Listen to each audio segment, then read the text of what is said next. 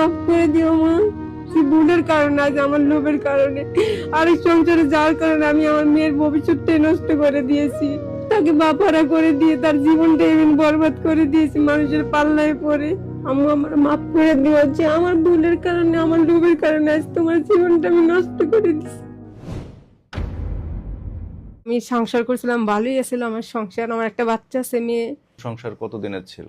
প্রায় 8-9 বছর ছিল। তো একটা ছেলের সাথে আমার পরিচয় হয়, রং নাম্বারে পরিচয় হয়। সে রং নাম্বারে পরিচয়, আমার সাথে দেখা করে।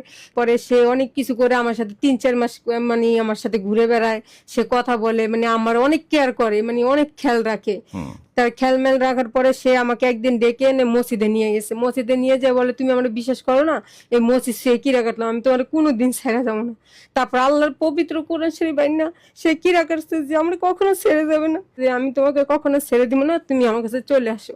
তারপর আমার স্বামীকে আমি ডিপোজিট দিয়ে দিই। প্রেমিকের চক্করে পড়ে আপনি আপনার প্রথম ভালো সংসার, এই সংসারে একটা ফুটফুটে আপনার বাচ্চা কন্যাও আছে দেখছি, এত সুন্দর সংসার রেখে আপনি আরেক ছেলের সাথে পরিচয় হলে তার উপর ভরসা করা শুরু করলেন। জি।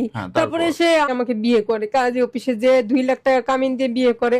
বিয়ে টিয়ে করে এতদিন ভালোই সংসার গেছে। প্রথম স্বামীকে যে ডিভোর্স দিলেন, তখন এই বাচ্চাটাকে নিয়ে আপনি দ্বিতীয়? হ্যাঁ, ও আমার বাচ্চা শুরু থেকেই জানে। বাচ্চা সহই ছিল? হ্যাঁ জি, ভালোই সবকিছু। সে আর আমি রোজা রাখি, একই সাথে 4 ওয়াক্ত নামাজ পড়ি। মাঝখান দিয়ে আমার মা একটু অসুস্থ, আমি ঢাকায় এসেছি। ও কি করছে এর ভিতরে আমি যাই না, ওর মধ্যে মনের ভিতরে যে শয়তানি, এটা তো আমি যাই না। ঘরে 3টা ফোন, ওর একটা, আমার 2টা টাচ ফোন। তো এই ফোন গুলা নিচে, কাপড় চোপড় যা আসলে ঘরে, বিয়ের কাগজপত্র, ডকুমেন্ট গুলা সব ওই লুকায় ফেলছে।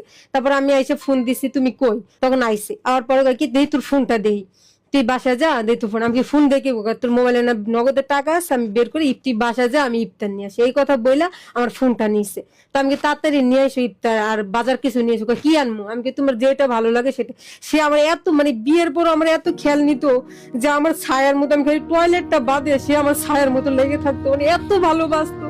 জানি না হঠাৎ করে তার মনে কি হলো যে হঠাৎ করে সে আমাকে ছেড়ে চলে গেল। আমি এতটাই কষ্টের ভিতরে আছি। সে আমার ফোনটা নিয়ে গেছে, আমার কারোর সাথে যোগাযোগ নেই, সবার যোগাযোগের পথ বন্ধ করে দিছে। সে আমার হাতের মোবাইলটা মিথ্যা কথা বলে, সে বলে কি যে আমি ইফতার নিয়ে আসি, তুই বাসায় যা, এই কথা বলে সে আমার ফোনটাও নিয়ে গেছে। বাসায় যায় দেখি চাবি দিয়ে খুলে তার কাপড় চোপড় নাই, চাদর নাই, ঘরে ফোন নাই, কিরে সবকিছু এলোমেলো। কি হলো? তাড়াতাড়ি করে বেরিয়েছি, বেরিয়ে তো ওই এলাকায় খুঁজছি, সব প্রত্যেকটা দোকানে, চিনা জানা দোকানে খুঁজছি, যে ভাই আমার দেখছে। ওর আর খুঁজে, এই মোবাইল গুলো বন্ধ। আমি একটা হোয়াটসঅ্যাপ চালু করেছি, হোয়াটসঅ্যাপ লাইনে দেখছি, লাইনে দেওয়ার পরে সাথে সাথে আমরা ব্লক করে দিচ্ছে। আমি তার কাছে একটাই কথা বলতে চাই, আমি কোনো এমন অন্যায় করিনি তার সাথে। মারা